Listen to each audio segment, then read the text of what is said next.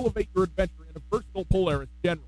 Now is the time to get the season's best deals on America's best-selling off-road lineup with financing as low as 2.99%, APR for 36 months, and rebates up to $3,500 during the Polaris Great American Thank You at Kurtz Polaris, 2904 West Broadway in Missoula and Highway 83 in Sealy. All the best machine, gear, apparel, and accessories to enjoy winter this year are at Kurtz. Go check out their 2020 snowmobile inventory right now and all the clothing, helmets, gloves, hats, and jackets. Safe, warm, and looking great at Kurtz Polaris and KurtzPolaris.com. Rebates valid in U.S. through 12/31/19 on new 2020 vehicles. Subject to credit approval. Offers vary by model. See dealer for details. Always wear a helmet. Never drink and drive. Hey, this is Jeremy with your locally owned and operated Domino's. School's back in session, and we're excited for another great school year. We know what happens when school is open.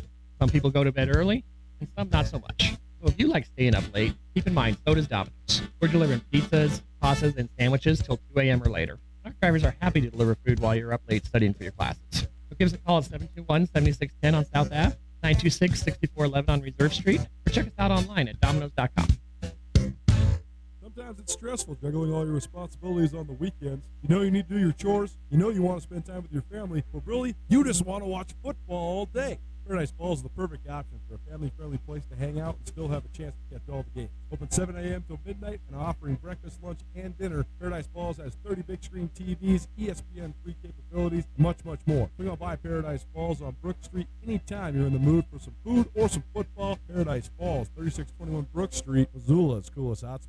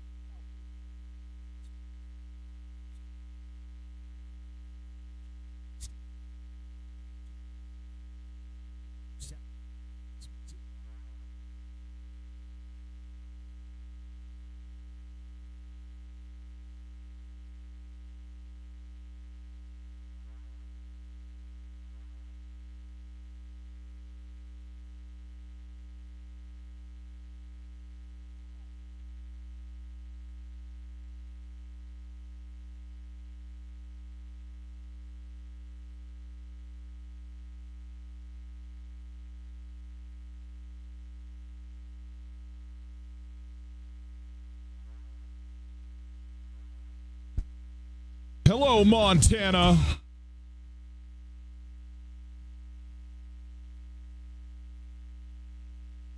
The Cats move on. The Grizz go home.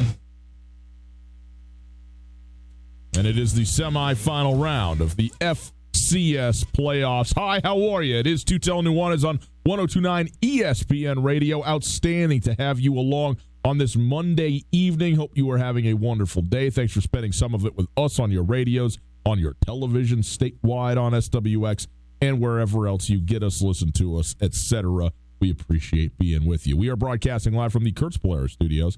Kurtz Polaris at 2904 West Broadway in Missoula, Highway 83 in Sealy, online at KurtzPolaris.com. You can find us, this very show, on the World Wide Web, 1029ESPN.com there. You can listen live on the Listen Live tab.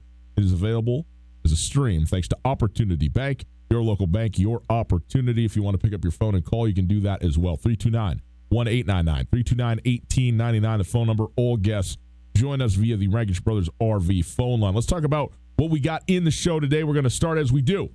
The first hour of every week, the Montana Football Hour, presented by Lithia Ford of Missoula.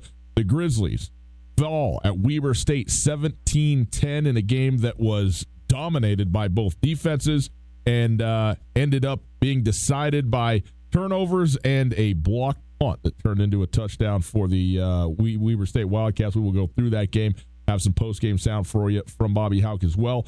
We will also get to Montana State in a simply dominant performance, really in every way. They're rushing for 279 yards on the ground. Did the Montana State Bobcats. That's 279 more yards than what Austin P rushed for. Do your math. That's right. 0 yards rushing in a football game for the Governors, Montana State. an outstanding win, 24-10. They move on. They will face North Dakota State in Fargo on Saturday. So we'll get through all of that. In the top of the next hour, talk a little bit of Seahawks football. We did not have Mike Dugar on, our buddy from The Athletic. Last week, covers the Seahawks for The Athletic. We will have him on today to talk about the Seahawks win over Carolina and where this places them, especially with an upset loss by the San Francisco 49ers, losing to Atlanta. Atlanta, what were they called to, like 0-6, and now all of a sudden they're 1-6. I mean, they have I wouldn't say caught fire, but they have been much better. I mean, two completely different teams the second half of this year. So they get to win. So we'll go through some of that stuff, and we will also talk about, as the season has come to a close for the Montana Grizzlies football team, where we are at ultimately. You know, it's always an evolving and changing narrative and storyline about a football team and a season that is and now was for Montana, and where do we place this right now? What do you think about it now that it is all in the rearview mirror? So there you go. That is our show outlook. It's brought to us by Shine Auto Detailing. Car clean and protected. ShineAutoDetailing.net. Time for the Montana Football Hour. It is presented by Lithia Ford of Missoula. Coulter, we got a bunch of sound for people. We're going to spend a fair amount of time, on all of it, but we will get to the sound from Jeff Choate and a couple of the players after their outstanding performance in each of the next couple of segments.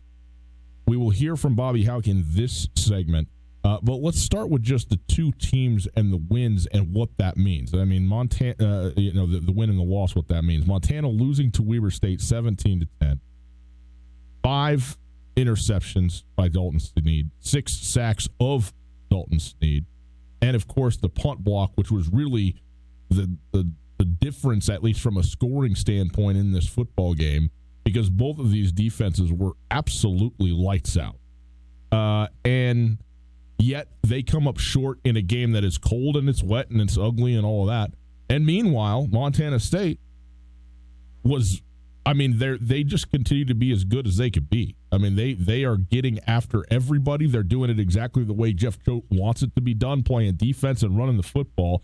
And they just ran the ball right down the throat of one of the top running defenses in the country. Isaiah Fonse went for 196 himself in this football. And that it was impressive to watch the Cats go to work on Friday night. And to have a home game, I think, was big for them. I mean, that crowd was big time for Montana State and Bozeman, and now they get a shot at North Dakota State, who, by the way, was functional but not particularly impressive, all things considered. A 9-3 win over Illinois State in their quarterfinal. Now, Illinois State, they're a good football team. They got a really good defensive front, and again, an absolutely outstanding running back. So that game was, always going to be low scoring. But you 9-3, you go, oh, really? Okay, so where are we at? So we can get into that stuff, and we'll look down the road, obviously, throughout the week. But when you're coming out of these games, Colter, you were in Bozeman on Friday night, and then, watching the Montana game, it was interesting the way these two games went and what that then means about these two seasons and how kind of differently they're going to be viewed. Yeah, I mean, I had to chuckle there when you were talking about both defenses in the Montana-Weber State game being outstanding, and then you look at the Bobcat defense, and it's actually striking to see the way that the identity of the league has changed so rapidly, because you really did have 3 Big Sky teams in the final 8 of the FCS playoffs, all that got there by and large by defense. And obviously Montana scores a ton of points, no doubt. But the way that they paired that relentless defensive style with the explosive offense, I think it was a really good overall coaching job. And then the other two schools, obviously Weber State, Montana State, so predicated on defense. But first, we'll start with the Cats since they're the ones that are moving on. There's no other way to splice it than it is so impressive to take a job and take over for the guy who's the winningest coach in school history when Jeff Choate took over for Rob Ash, and to preach this vision, to have the gumption to bottom it out. I mean, people forget, like, Montana State was 4-7 in Jeff Choate's first year. That was their first, I guess there was their second, because Rob Ash had their first losing season in 14 years, led to him getting fired. But that 2015 team was dysfunctional and really bad on defense. But they had insane talent. I mean, they had the best quarterback in the country. Dakota Prugott was a first-team All-American. They led the country in scoring offense and went 5-6. So it's not like the talent wasn't there. They just had some dysfunction. Yeah. But to come in and take a job and say, we're going to beat this guy, own the state. We're going to win big by year 4. Lose big, lose small, win big. And then to proclaim after you lose to North Dakota State, never again. And now to have it all come to fruition and you're in the Final Four and you get to go play the juggernaut again. What a story. I mean, It's one of the great stories in college football, the accomplishment of Jeff Choate. And to not only, he has made it so that all of the absolutely crazy, glaring mistakes and bad things that have happened in their program, you almost forget about. He brought in 2 drop-down corners from the University of Washington who both had very checkered paths, who both got in trouble for selling drugs within a year, of living there. Yeah. He has gone through multiple offensive coordinators, multiple quarterbacks coach. He steals Ty Gregorek from the Grizzlies in perhaps the most shocking and headline-making hire this state has seen other than the scandal at the University of Montana, and then forces him out after 3 years and is sitting here with the last laugh because K-9's defense is as good as Montana State has ever had. And so I think that's an amazing thing to have it all come to fruition. And now you don't have to predict or say this could be a historic season for Montana State. This is absolutely a historic season for Montana State. No doubt. I mean, Jeff Choate was in high school the last time Montana State was in the semifinals. None of these kids and half the coaches weren't even born the last time Montana State was in the FCS Final Four. On the Grizz side of things, I think that it comes down to analyzing it from 2 different perspectives. This specific program, the here and now, the program that Bobby Hauck inherited, that he has now made his, if you analyze it from that specific perspective, Montana made great strides. This looks really good. And they exceeded expectations. Yep. When you compare it to Coach Hauck's first tenure, or you compare it to just broadly the massive shadow that is University of Montana football, the tradition, the advantages, the legacy, all that stuff. The quarterfinals is not good enough. Well, and I don't think you could say that to these guys. I think these seniors deserve a ton of credit because they got it back on the right track. And 10 wins is more than you or I predicted this Montana team having coming into this year. But at the end of the day, when you do have multiple of the best players in the country and you are Montana, anything less than a Final Four is a disappointment, period. And the last point I'll make before we get into this sound is we talked after the Cat Grizz game, as well as after last week's playoff games. People always ask us who we root for. We say we root for the good stories. We want the kids to succeed. No one wants to see kids play terribly. Fail and lose. And it was so fun watching multiple players play their best game in that Cat Grizz game. Some of those Bobcat guys, I mean, to ride off into the sunset like that, to stamp it like they did, that's a cool story. That's an impressive thing. It's good for the state of Montana.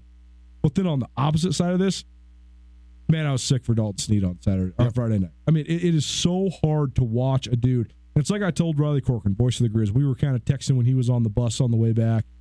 And I said, you want to know the best compliment I could give Dalton Snead? He's the only player I know that could actually throw 5 picks in that game. Because he's the only one that would keep competing. That would just keep loading it up. Keep throwing into tight windows. And what does Travis DeCure, Montana men's basketball coach, always say? Your greatest strength is your greatest weakness. Dalton Snead is the most explosive player in FCS football. And sometimes that means 460 yards passing and 5 touchdowns, and sometimes that means 5 picks. And it just happened to be that he threw 5 picks in the playoffs, and you're just sick for the kid. But I got to say, there's been so much vitriol on Twitter towards this guy. Just stop. Knock it off. It's crazy. The kid is he is one of the great competitors we've ever covered. He's awesome. So it's not as if he was trying to throw the game.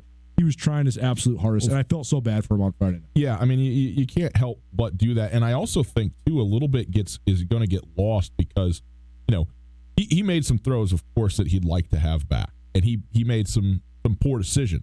And we'll get into some of that scheme, too, because there was a lot of coaching that was involved in this as well. There was a lot, exactly. I mean, there was a lot more going on than just missing your target or, not making the right read. I mean, the Jay Hill and Weber State defense got going. And by the way, he was sacked 6 times in this game.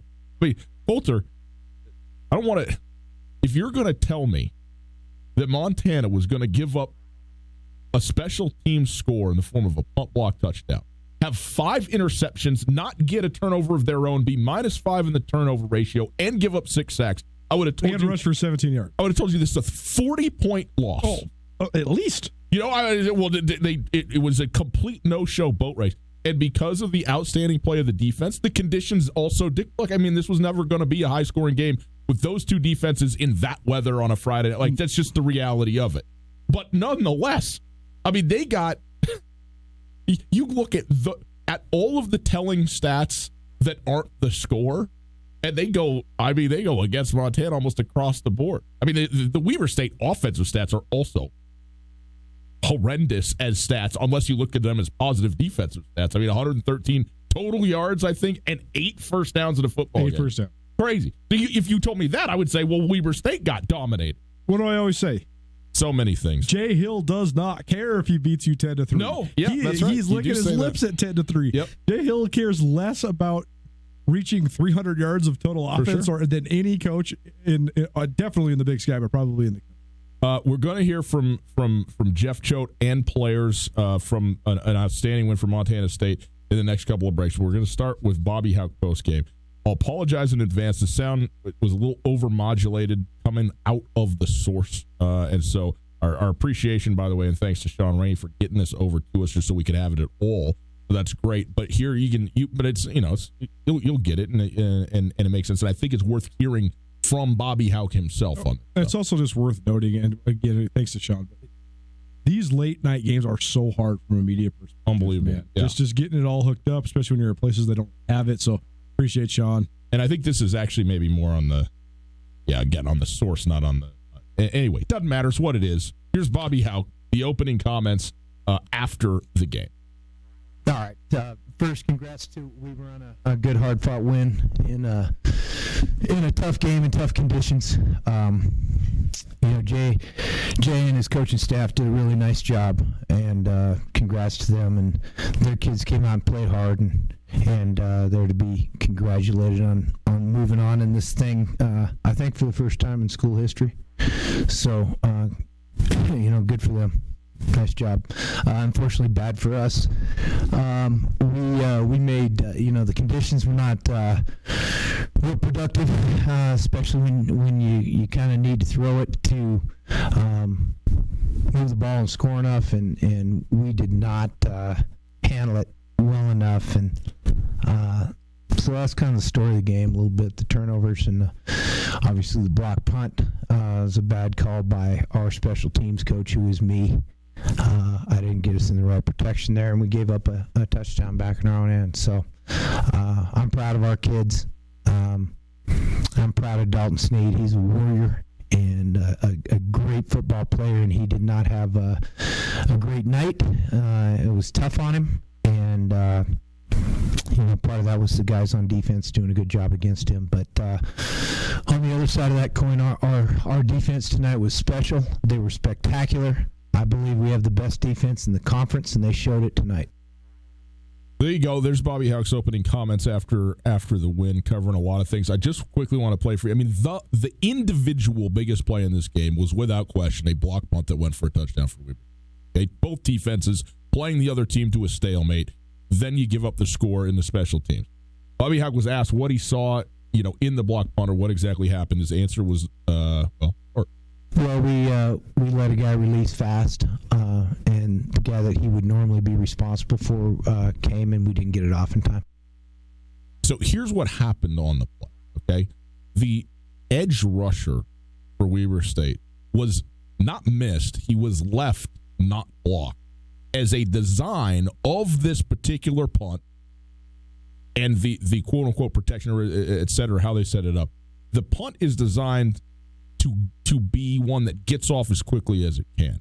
It can't have a long walk up from Adam Wilson, who I think if he had it to do over again, would take one step and bang it rather than doing his normal walk up. So that was, I think, a problem. But also, there wasn't a kid who blew his assignment on that play. This was, that was the call to get an additional defender down the field to cover the punt, to ensure that you make a tackle and you get as much field position as you can. And congratulations to Weber State, because they were able to make the play and to have that guy come free and get a hand on it and score the touchdown. So that's, that's a major play in the game, and the game swung on that in terms of the final score. All that said, Montana had their chances.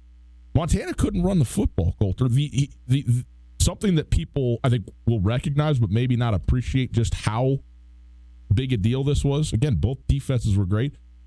The defensive front for Weber, in particular their defensive line, completely overwhelmed the Grizzly offense. 17 rush yards on 27 attempts. And again, more like 21. That's sacks are malicious numbers, but 59 net gained yards. How's that?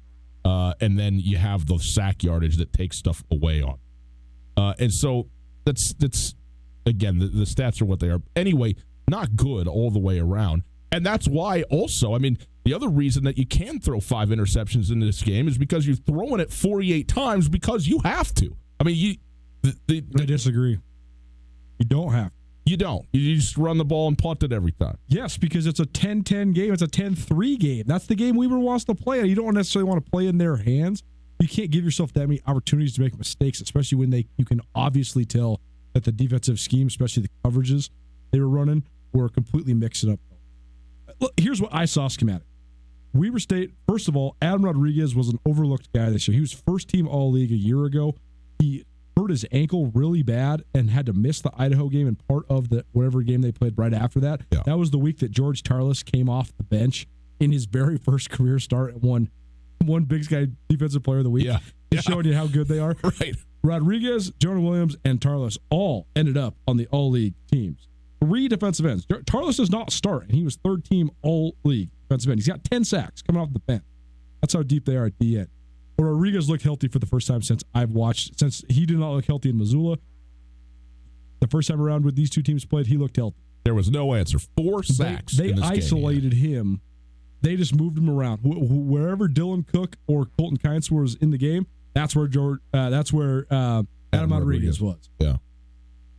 So first of all, if you run the ball at least a little bit, the guy can't pin his ears back. When he knows it's going to be a throw every time, it's like he's just pinning his ears back and teeing off, and that guy's going to kill you. But then they were moving him around, so then Tarlis or Jonah Williams, mostly Tarlis though, they were playing a ton of cover 2. Montana runs so much of this RPO where Samari Toure runs the quick hitch, and you have to respect it because then if he gets you on the hitch and go, or he just goes, he's going to go right by you, and he breaks people off so much. He's got so much speed. Well, when you're playing a cover 2, the corner is now underneath. So now Dalton Sneed's his passing lane, he is so good from throwing from the right hash to the left side of the field, the left hash to the right side of the field. Now all of a sudden there's a guy in his peripheral, so he doesn't really know. And because of that, then you don't look at the safety over the top. They were also screwing with him pre-snap with their safeties. Whole bunch of bogus coverage. But every single time then the safety was then coming down. And so one of the throws, I think you could tell it slipped. One of the throws he just overthrew his second interception was nothing more than the ball was wet and it came out high. That's it. Totally. Yep. And it was the right read and the guy was open. It just came out. Whatever snap they were giving him pre-snap, whatever look they were giving him pre-snap, was then taking Dalton Sneed to his check down initially. But then they must have been doing something else because they used the check down to bait him. Because then I guess what I'm getting at here is this was not a kid that was nervous. This was not a kid that was poorly prepared. This was a trap. Weber State ran a straight up voodoo. You don't want to call it voodoo. They were doing stuff pre-snap that they'd probably never shown on film. And to put that together in a week during the postseason is so impressive. Yeah. And my number one takeaway coming out of this game is that my opinions still remain. Jay Hill is the best coach in the Big Sky Conference. And after this game, though, he's also the best defensive coordinator because they had a guy who went healthy, and he looked great against Southeastern Louisiana. Dalton Sneed did. He's one of the best quarterbacks in the country, and they had him all sorts of crossed up. But I guess what I'm saying is there's a lot of times when kids throw a ton of picks where they're nervous or, they're feeling the pressure. This was a product of 2 things. Montana did not protect Dalton Sneed because they could not. I was so shocked when they were moving Adam Rodriguez around. They did not put somebody in the game to help pass protect, an extra blocker. Put Levi Janicaro in there. Let's see what he can do. Use your fullback. You have fullbacks on the roster. But then also it was just a matter of Weber State executing a scheme that Montana was not prepared for and tricking Dalton Sneed. Like when he throws deep and that safety comes coming out of nowhere onto the screen and gets the pick 3 different times, and that Eddie Hecker kid almost had another one too. That's straight up just the quarterback didn't know the coverage. He couldn't tell what the coverage was. Yeah, and the other thing, too, is that this comes directly out of the fact that these two teams played less than a month prior to this game. And you want to know what the coverage scheme was that they used? I just thought of this. Let's hear it. Montana State.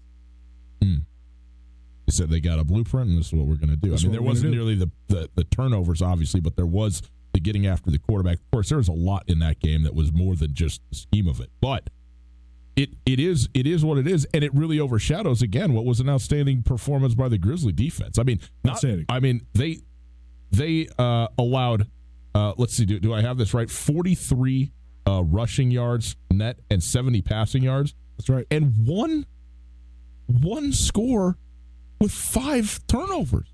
That's unheard of, man. And that wasn't even on a turnover. I think it was, they drove the ball like 72 yards. One good drive that Weber State had, and they finished it off and capitalized. Both teams did that one time. Out of halftime. Yep, right. And right Josh out of the, Davis right scored that 11-yard little screen pass. But it was like a 72-yard drive. It took like almost 4 minutes, and they got it done. And whatever came out of that at the half, give Kent Bear credit as well, because once they saw the wrinkle or whatever it was that Weber State put in coming out of the half, they stuffed it up. But that you would have 5 turnovers, -5, and only give up 1 offensive score, not even field goal. I guess it's a 1 field goal, but crazy. It's crazy that how well they played, and it's just overshadowed because Weber State played better. In terms of the functionality and the numeric side of this thing, when you talk about turnovers, that's the one thing you want to, if the defense was not able to do, was to create a turnover for Montana and maybe get one of those momentum. Because I thought when I watched this game and I saw both defenses playing the way that they were playing, I said, I think this is Montana's game, because Montana has they have the better offense, period.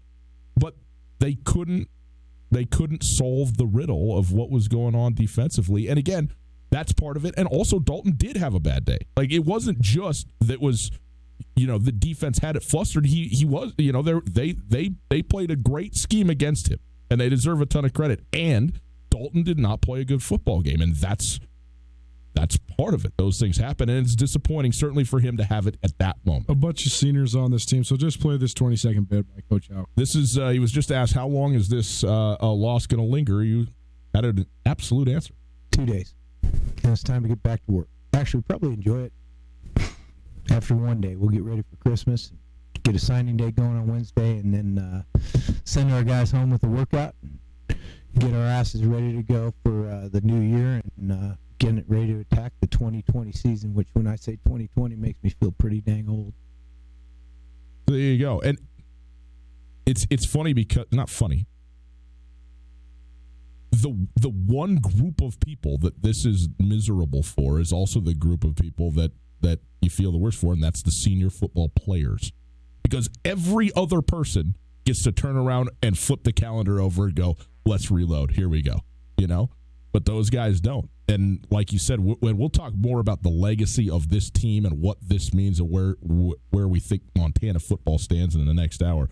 But it's tough for that to be the way that a season comes to a close in a game like that, where, it's one thing to just get beat.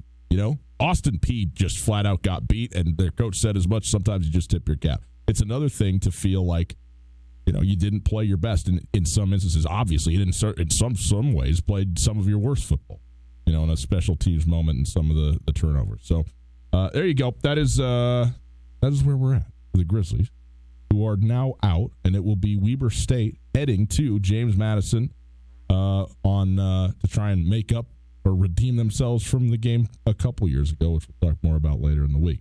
Next, though, we got to talk about Montana State.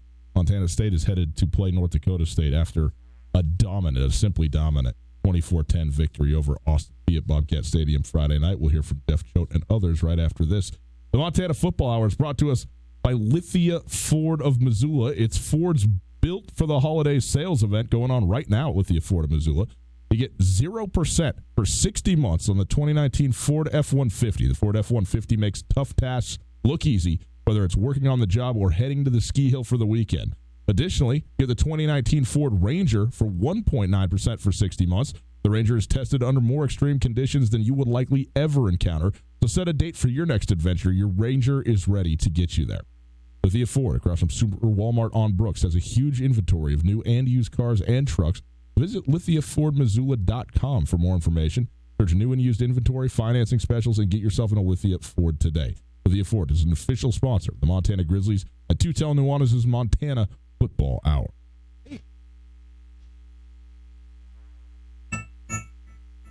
'Tis the season for a festive holiday feast at the Montana Club with mouth-watering dishes like our cranberry brie walnut tarts and pork Diane, or savor our Chardonnay salmon or blackened shrimp fillet. Be sure to wrap up your celebration with our decadent pecan rum raisin cake. All available for a limited time only through January 5th. See the full menu at montanaclub.com. Happy holidays from all of us at the Montana Club on Brooks and North Reserve, Missoula. Hey, it's Coulter, and I'm here with Catherine from The Advocate. If you've been in a car accident or need help dealing with the insurance companies, you should give The Advocate a call. They can tell you if you have a case right over the phone. That's right. It doesn't cost anything to call, and we'd be happy to talk to you and assess your situation. You don't want to have to deal with contacting the insurance companies and setting up a claim. We can do that for you. We take the hassle out of the process, so you can just focus. There you go, folks. If you've been injured in an accident, give The Advocate a call. 406-640-4444. Online at MontanaAdvocates.com. You deserve The Advocates.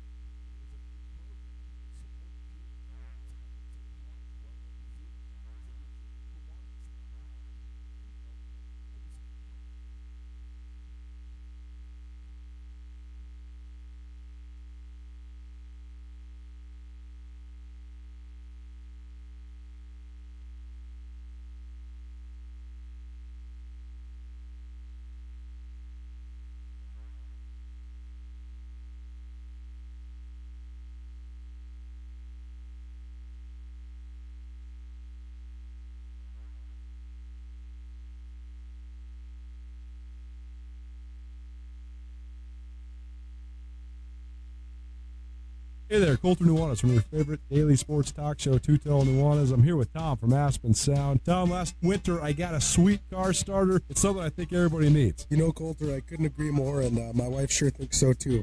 We've got a lot of sweet deals. We actually have it capable now where you can start it from your phone from anywhere you'd like. We have two-way remotes that'll confirm to you the vehicle started all the way down to our basic package starting at just $299 installed. Come on in and check us out.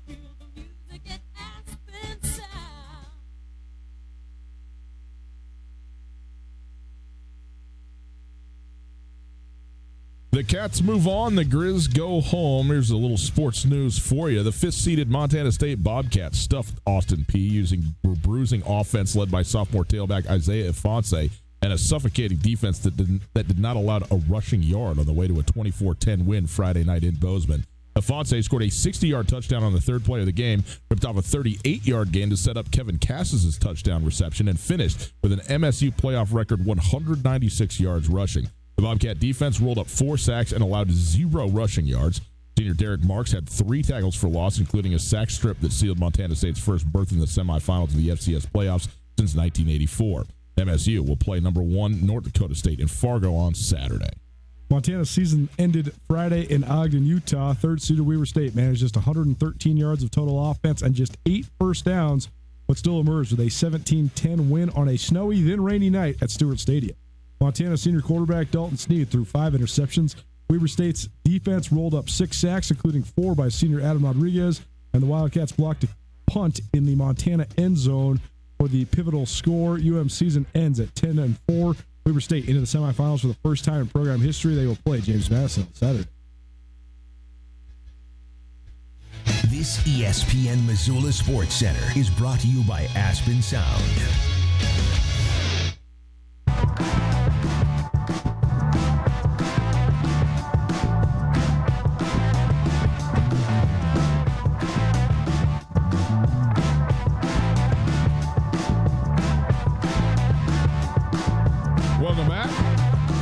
Montana Football Hour presented by Lithia Ford, and the Montana State Bobcats are headed for the national semifinal, more specifically headed to Fargo, North Dakota, to take on the NDSU Bison. It's Tootell and Nuanez, 102.9 ESPN Radio, broadcasting live from the Kurtz Polaris studios. Kurtz Polaris at 2904 West Broadway in Missoula, Highway 83, and Sealy online at kurtzpolaris.com.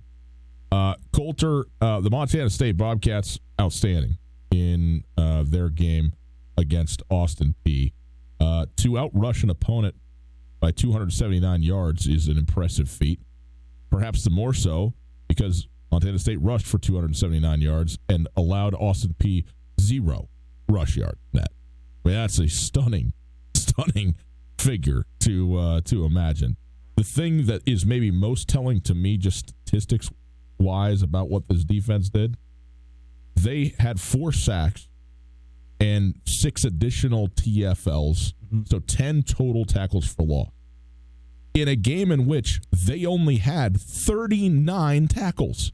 Yeah. Fully 25%, in fact, more than a quarter of every play that required a tackle was going backwards for Austin Peay in this football game. So it was as dominant as it could be in really both directions, and frankly, the score in this game was 10-3 at halftime. And that was the only hesitation that you had watching this game for Montana State was you should be up more. And sometimes when you should be up more than what you are, that comes back to bite you.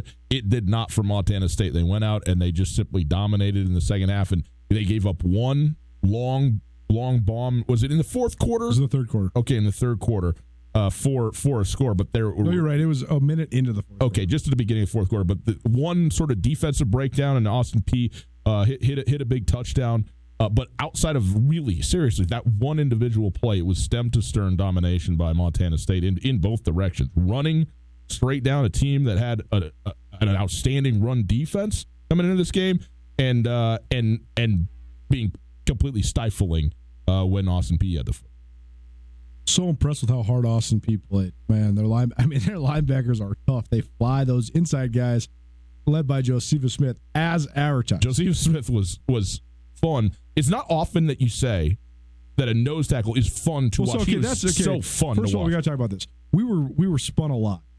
He's not a nose. Well, he's just 5'8", 295. They play a 4-man front. I kept thinking he's not lining up with the nose. 1 tech, 3 tech. He's playing 3 tech, and that's a completely different position. And for a guy that short to be able to play it and have multiple gap responsibilities, he got into the backfield too. He is so strong. Yeah. I mean, I was telling somebody that works at Montana State, I was saying, well, if Jeff Choate could just draft one guy off that Austin Peay team, he would take 44 so he could take him to Fargo, because that's the type of guy you need in the middle of your defensive line. And that's another against Chase Benson, who's an all Big Sky player, and Derek Marks, too. I just worry about the mass against North Dakota State. But we'll get in that later on in the week. Montana State, they scored a 60-yard touchdown. Isaiah Fonse did on the third play of the game. And then the rest of the first half, they sort of looked like the Bobcats of the first half of the season before they got that wake-up call. They just kept shooting themselves in the foot. They were making dumb penalties. Well, and I thought also trying to do too much. They were. They were clearly able to run the ball. I mean, you break a big one, it's not proof that you can now run the ball. It's proof that it was a good play. But they tried to throw the ball or do, what you might call in another offense gimmicky stuff. It wasn't gimmicky. It's what they kind of do, but It was just like, you don't have to do this. You can just line up and win this football game, but they didn't do that for most of the first half. Yeah, but they still were in control. Yes, they were. Austin Peay didn't get a first down until the game was 25 minutes old. They had 3 first downs entering the fourth quarter. Ended up with 10. They got 7 of them in the fourth quarter, mostly in garbage time. Yep. But Montana State was in full control of this game. They dominated the third quarter. 2 really impressive drives that are all about Afonso. His big run set up Kevin Cassis' touchdown catch, which was a spectacular catch. Cassis has rapidly moved. I'm doing our all-decade teams right now, and I think I got to put Cassis on there, man. He's not going to have the same numbers, but you got to account for the offense that he played on. But he's made so many big catches the last 6 weeks. It's been crazy. Yeah. So, and then when they're up 24-3, as soon as Austin Peay had to go into full drop-back mode, they had to completely abandon the run game. It was just game, set, done match. Deal. Yeah. Montana State's defensive line, pure domination. Here we have both coaches, Mark Hudsmith and Jeff Choate. We'll hear from Jeff Choate first, this immediately after the football. I cannot say enough about our community, our campus community, the community of Bozeman, and the state of Montana. That was a lot of fun. What an unbelievable crowd. What an unbelievable atmosphere. I think this team fed off the energy all night defensively. And what a lot of fun that was. And so I just really want to tip my hat. I want to say thank you is what I want to do. I want to say thank you to our administrators that helped to make sure that people that wanted to come to this game could, our community businesses that chipped in, and our community at large. I mean, just what an awesome environment. And, man, that was worthy of getting us to the semifinals for the first time in 35 years.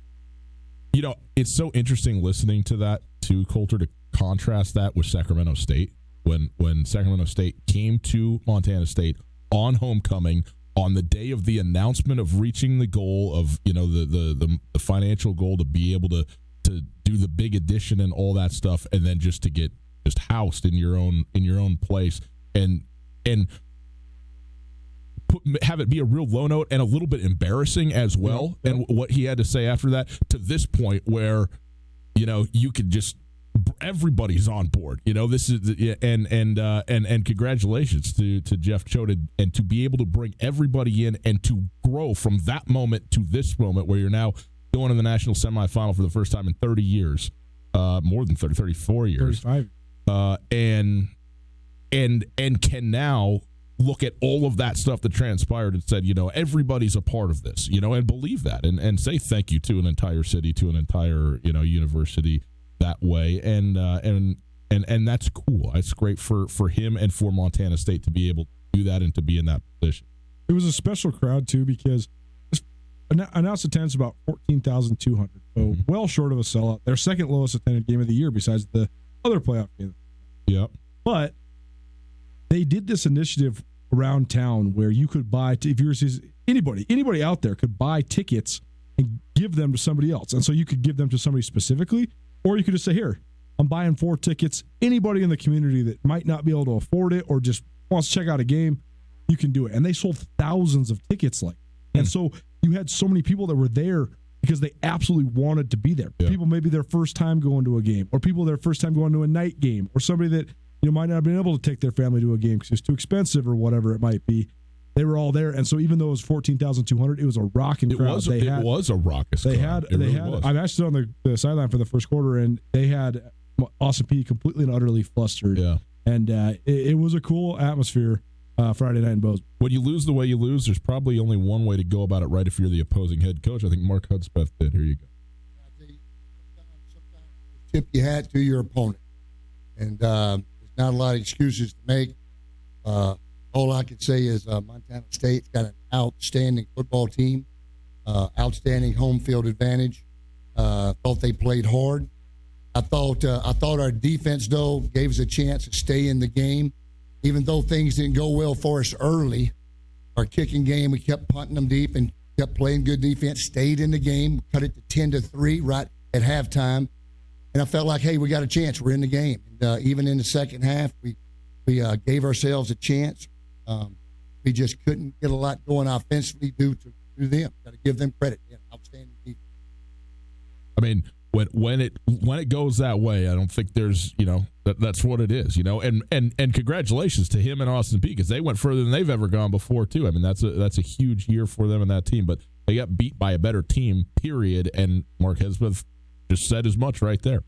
It's the Montana Football Hour presented by Lithia Ford. We'll take a quick break. We'll come back. We'll hear from Jeff Choate a little bit more specifically about the game, about his team. We'll also hear from Braden Cockle, who is just a walking soundbite. So we got to play him on the show. You know, that's the way it goes. Boys and girls, at the Silver Slipper, it's all about great food, tasty beverages, and their urge to have a good time. Whether you're looking for an affordable family meal or a late-night game of poker, the Silver Slipper has what you're looking for. Right now, the Silver Slipper is your football headquarters, 56 televisions to watch sports on, drink specials every day, a full liquor store, Tarantino's Pizzeria. The Silver Slipper has all you need to watch your favorite games, plus the friendliest staff in town. Also, get your ugly sweaters ready for this Wednesday night. December 18th, it's trivia night and the Slipper's Ugly Christmas Sweater Party. Prizes for group and individual. That's Wednesday night at the Silver Slipper. For more info, visit thesilverslipperlounge.com. Stop by today. See why the Silver Slipper is one of Montana's best-kept secrets across the street from Super Walmart on Brook. Got it.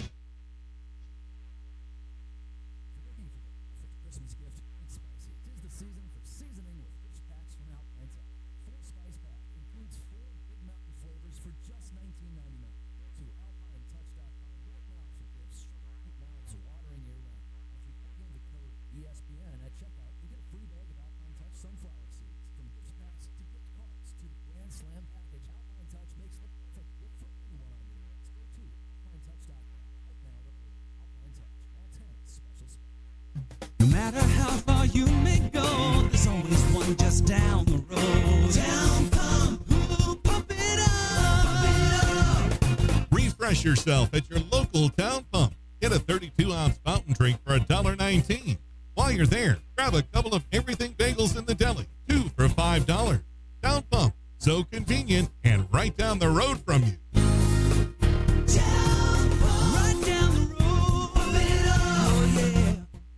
At Florence Coffee Company, it's time to treat yourself with one of our limited time holiday favorites. Taste the cookies in the kitchen with our gingerbread man latte, or tap into our creamy maple brulee. You can always rely on our classic eggnog, or pep up with our peppermint Meltor. Hot, blended, or even iced, our limited time holiday favorites are here through December only. Come to any Florence Coffee location or go to florencecoffeeco.com.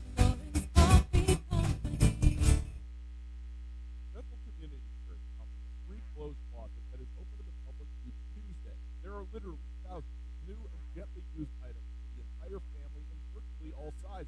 There's a good selection of cold weather clothing as well as casual, dress, and professional clothing, shoes, coats, and more. People are invited to take whatever they need. Call Bethel Community Church for more information, 721-2780, or visit www.bethelmissoula.com. This is Tom Skerritt. Each year, nearly 2 million children die from preventable diseases. Each day, 30,000 people die from hunger. 500 each hour for children. The Oregon Project is turning this around. We need your help. To learn more, go to OregonProject.org. ORGEN. Are you interested in putting solar panels on your roof? You want the latest on Montana's renewable energy policy? The Montana Renewable Energy Association leads renewable energy education and advocacy in Montana. From community-based clean energy events to advocating at the Montana legislature, they work to ensure Montana's food is powered by the sun, wind, and rain. Find out more on the REA and join as a member by visiting MontanaRenewable.org or calling 406-214-9405.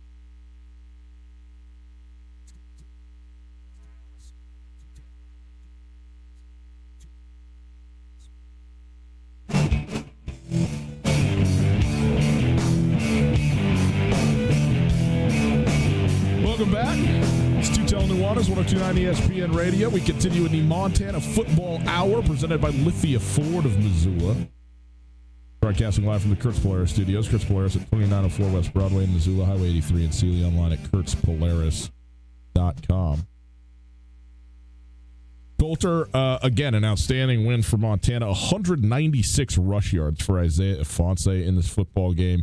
Had a 60-yard touchdown, as you said, on the third play of the game, which really set the tone. But 198 yards on 26 carries, and again, 279 yards total for the team. Logan Jones, 59 yards rushing in this one on 13 carries. So really Montana State able to do whatever they wanted. And they now find themselves in a position that they, and maybe they're the only ones in the country, wanted to be in, which is going to Fargo to play North Dakota State. And, the never again and the beatdown, the demolition that they took last year in the playoffs, 52-10, was that right? The final last year? 52-10.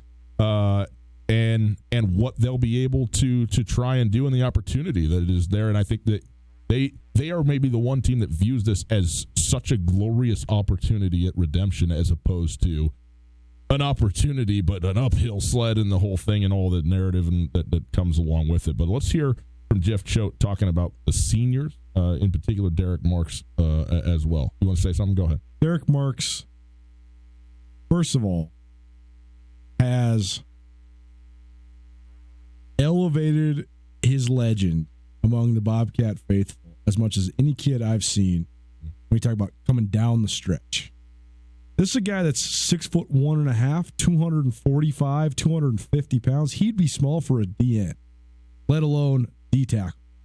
And he is a starter as a true freshman. He then tries to play buck. He tries to play strong eye. He tries to play all these different spots. He's basically like the utility man, backing up Tyrone Fanono, backing up Bryce Stirk, getting numbers, but he's not a starter, even though he should be. And then he gets to his senior year and he says, oh, we need a defensive tackle. Okay, that's fine. I'll go play some defensive tackle. Now here he is. He's got 18 tackles for loss. He's an animal. And he is you talk about complexity of scheme. He's the guy that makes the whole thing go. When you watch Montana State, they do so many line games. They run so many stunts. That's almost all improvisation. That's almost all feeling it out. And he's the guy who's the one who feels it all out. And then says, all right, Stirk, I'm going to go here. You go here. And not only the 18 tackles for loss, he's the dude who gets all the rest of these guys loose for production-wise. And so for him to come off the edge and sack Javon Craig and strip the ball to seal the game, kid from Belgrade, Montana, what a story. And it's so awesome that he's getting to ride it out because, you always wonder. So one of any adult, their greatest regrets is not living in the moment when you're a kid.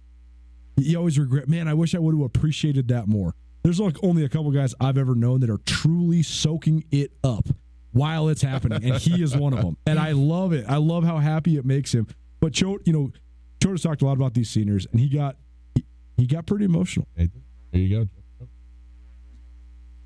That legend, Derek Marks, no doubt about it, in more ways than one. And so that's just one of many plays that I think the Bobcat faithful will remember for a long time. It's got to be a special thing for him, being a local young man from Belgrade. And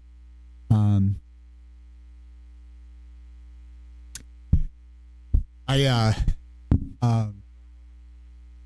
just have a lot of affection for this group, and this group of seniors is very special to me. And I think it's awesome that these guys get to experience something like this. I think that I've been really trying to think of how to articulate this next point for a while now. But it's impossible to say Montana State is better without Troy Anderson. But they are, because when you have Troy Anderson, you have to make it about him. You have to. He's the best player in the conference, maybe the best player in the country. You have to figure out a way to put him in a position to make plays, whether it's on defense, offense, or both. Without him, you don't have to. So you can fully play team football. And it's not to say Troy Anderson's not a team player. He can fully play within the scope of a scheme. But you have to put a focus on it. And he has to be a star. He has to be. They have a no-star system, and everybody wants it. They all cultivate it. But because of it, you can't focus on one guy. And I think that some of the times, snapping Troy Anderson the ball behind that offensive line and just getting out the way is a pretty good strategy against most of the teams you're going to play. Yep. It's a great way to win 8 or 9 games like they did last year. But when you got to go play NDSU, you got to go play Austin Peay, you got to go play in the playoffs. It gives the other team who can stop Troy Anderson? North Dakota State can't. Right. And now I think it gives them a puncher's chance when they go to Fargo, because you never know where they're going to come from. They got so many dudes playing at their top. Now that you've said all that, though, any chance Troy Anderson does go in Fargo? That's an interesting point. But Jeff Choate talked about just the team effort, the team element. And I think it's so crucial to where they're at now, which is historic heights in the Jeff Choate era and period in the last generation. This is a team. No one individual makes this thing go. I said it during the course of the week, but we've had guys. Daniel Hardy did a pretty good job tonight. Made some huge plays for us. Ty Okada, that guy stepped up over and over. Lavelle Price stepped in, and so it doesn't matter if it's on offense, defense, special teams. We've had a lot of guys go down through the course of the year, and I think our depth and the commitment that these young men have to each other is really what has pushed us forward. It's funny, when you talk about the stats here. Pat Walker for Austin Peay. Beast. 14 tackles. He's a beast in this game. That guy plays so hard. John Bryant had 10 tackles.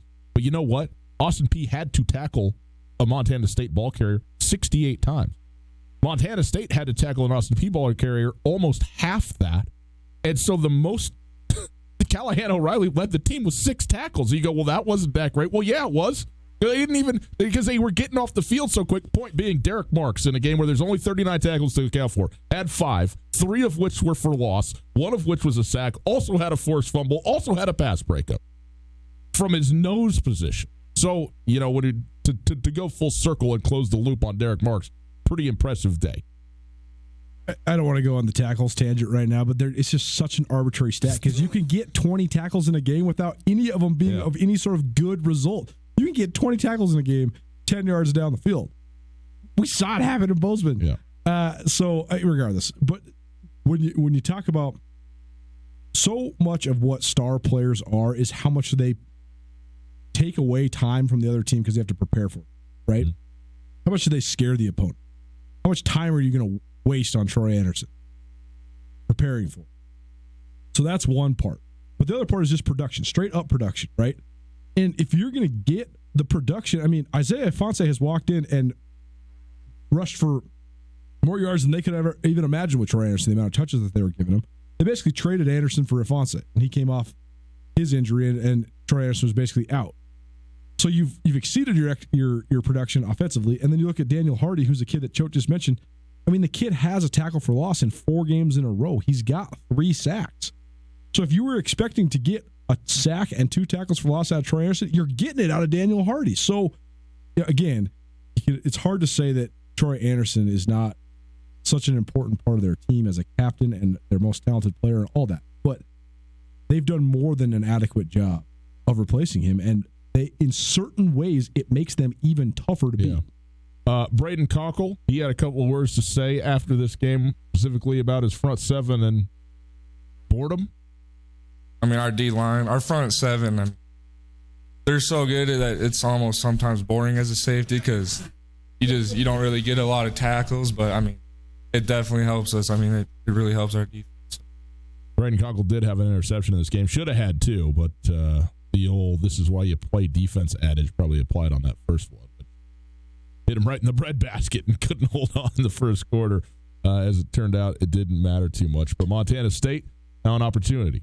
Go on the road to Fargo, take on North Dakota State, and I think this is going to be a great football game. I'm excited to look at this, to start to analyze it, to talk about it, and we will get as many people in here to talk about this game through the week as we possibly can.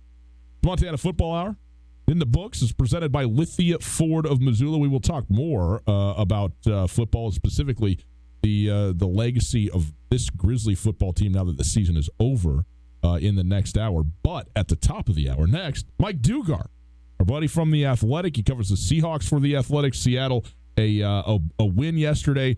It looked like it was going to be a big win, then it turned into a small win, but nonetheless a 30-24 victory over Carolina to get to 11 wins on the season, and now back in first place thanks to a San Francisco loss to the Atlanta Falcons. So we'll talk to Mike Dugar about that, and also, by the way, Josh Gordon suspended indefinitely today for PEDs and a drug violation, substance abuse violation, according to the league rules, and so he is no longer a member of the Seahawks, and you got to think his days as an NFL football player are also done. We'll go through all that next with Mike Dugar. Hey, at the Silver Slipper, it's all about great food, tasty beverages, and their urge to have a good time. Whether you're looking for an affordable family meal or a late-night game of poker, the Silver Slipper has what you're looking for. Right now, Silver Slipper is your football headquarters. 56 televisions to watch sports on, drink specials every day, a full liquor store, Tarantino's Pizzeria. The Silver Slipper has all you need to watch your favorite games and the friendliest staff in town. Plus, Wednesday, get your ugly sweaters ready. That's right, Wednesday night, the Ugly Sweater Party. They have trivia night and the Ugly Sweater Christmas Party. Prizes for group and individuals on the Ugly Sweater there at the Silver Slipper on Wednesday. Visit the silverslipperlounge.com for more info and stop by today. See why the Silver Slipper is one of Montana's best kept secrets, across the street from Super Walmart on Brooks. In Western Montana, we know shopping local matters, and you may think you'd pay more for the quality and customer service that comes with it, but not at Selway Armory. Selway Armory is locally owned with knowledgeable specialists that can answer your questions. In addition to the expertise, though, Selway Armory also has a bigger selection and lower prices than the box stores. When you're in the market for firearms and accessories, save money with the experts at Selway Armory. Selway Armory, 2825 Stockyard Road, Unit E6, and online at selwayarmory.com. Hi there, it's Les Schwab Tires. Well, more like Les Schwab alignment and brakes and shocks and wheels and tires. Now, some tire places don't offer all that. They only sell tires. And we're not sure how they sleep at night because all those services affect things like steering and stopping. That's why we offer more than tires to help keep you safe. Stop by or book an appointment at leschwab.com. Les Schwab Tires, doing the right thing since 1952. On Russell, across from the fairgrounds. This is Mike Nugent with Berkshire Hathaway Home Services. Berkshire Hathaway provides Western Montana with full-time real estate professionals for you whenever you need us. Our reputation as the state's most knowledgeable and available real estate group has helped build unmatched trust in the Garden City and statewide. If you have been thinking of making a real estate move in the short or long term, give me a call. No pressure, no expectations. Just professional opinions and service at whatever pace you are comfortable with. Give me, Mike Nugent, a call today, 531-1802. And remember, every question is good to ask. Last May, Ten Spoon Winery partnered with the Historical Museum with Hello to Old Missoula, Missoula's History Through Art, an event where attendees voted on their favorite piece of art, which would become the next Ten Spoon wine label. Votes were counted, and Megan Odell's piece depicting the 1990s Roxy Theater fire was the winner. Now you can drink wine for history, as Ten Spoon is dedicating a portion from every bottle of Roxy Fire wine sold to the Historical Museum. Find it now at local retailers or call 406-549-8703. Americans waste 3.8 million gallons of gas by idling every single day. Idling for more than 10 seconds actually uses more fuel and produces more emissions than stopping and restarting your engine. Vehicle exhaust contributes to smog, climate change, and poor air quality, heightening the risk of developing asthma and lung disease. Kids and seniors are especially vulnerable to these health risks. So next time you're stopped for more than 10 seconds at the train, getting coffee, or picking your child up from school, please turn your vehicle off. Brought to you by Missoula in Motion. Have you been hurt or disabled? Are you missing time from work and not sure what to do? I'm attorney Chris Helmer, and Clark Fork Law Offices in Missoula is here to help. Our team specializes in worker compensation, personal injury, and Social Security disability. We fight for the benefits you deserve. Call Clark Fork Law at 728-0168 for a free consultation or visit clarkforklaw.com. Again, 728-0168. ESPN Radio for Western Montana. KKVU HD3 Stevensville and 102.9 FM on K275BS Missoula. ESPN Missoula Sports Center. The Cats move on. The Grizz go home. This is your 102.9 ESPN Sports Center. The fifth-seeded Montana State Bobcats stuffed Austin Peay using a bruising running offense led by sophomore tailback Isaiah Ifanse and a suffocating defense that did not allow a rushing yard on the way to a 24-10 win Friday night in Bozeman. Ifanse scored a 60-yard touchdown on the third play of the game, ripped off a 38-yard gain to set up a Kevin Cassis touchdown, and finished with an MSU playoff record 196 yards rushing. The Bobcat defense, they rolled up 4 sacks and allowed 0 rushing yards. Senior Derek Marks had 3 tackles for loss, including a sack strip that sealed Montana State's first berth in the semifinals of the FCS playoffs since 1984. MSU will play number 1 North Dakota State in Fargo on Saturday afternoon. Montana's season ended Friday in Ogden, Utah. Third-seeded Weber State managed just 113 yards of total offense and just 8 first downs, but still emerged with a 17-10 win on a snowy, then rainy night at Stewart Stadium. Montana senior quarterback Dalton Sneed threw 5 picks. Weber State's defense rolled up 6 sacks, including 4 by senior Adam Rodriguez, and the Wildcats blocked a kick in the Montana end zone. UM season ends at 10-4. Weber State is into the semifinals for the first time in program history. They'll play James Madison on Saturday.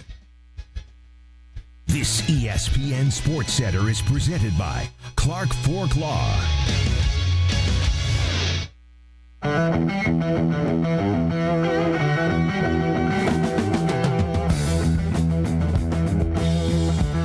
Time to talk a little Seahawks football. It's Tootell Nuanez, 102.9 ESPN Radio. SWX Montana Television. Outstanding to be with you across the great state. We're broadcasting live from the Kurtz Polaris studios. Kurtz Polaris at 2904 West Broadway in Missoula, Highway 83 in Sealy, online at kurtzpolaris.com. If you missed anything in the first hour of the show, the Montana Football Hour, you can listen on the podcast. Podcast available wherever you get your podcast.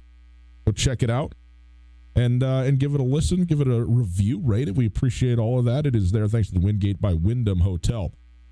It is time, though, to talk a little bit of Seahawks football. We go now to the Raggage Brothers RV phone line, and we welcome in our good buddy from The Athletic, covers the Seahawks for The Athletic, Mike Dugar. Mike, how are you, man? Great to be with you. Thanks for being here with us. Oh, yeah, no problem. Just got back from Charlotte. Hopefully that's our last road trip of the year. Yeah, the couple of home games to finish things out. Let's start with the game yesterday for the Seahawks.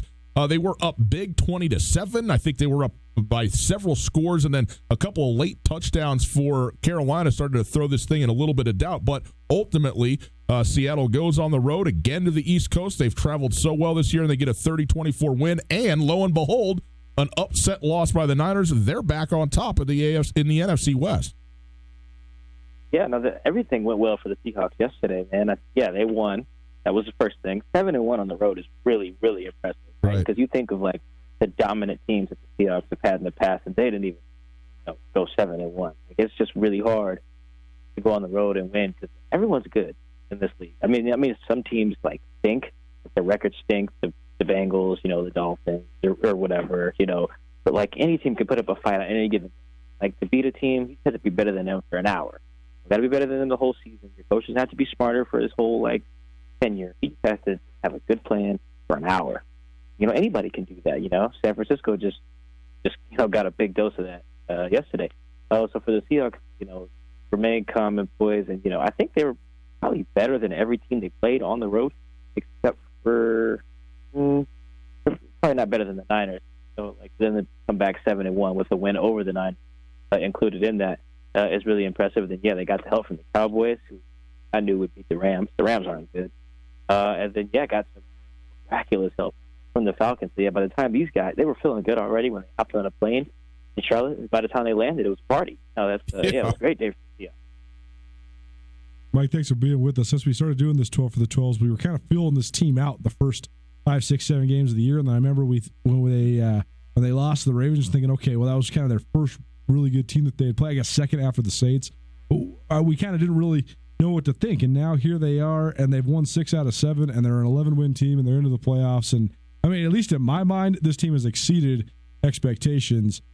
What have been the key factors? How has Seattle been able to sort of revamp and rebrand themselves like they have the last couple of years, and then be at this point where they're into the playoffs and they're such a solid squad?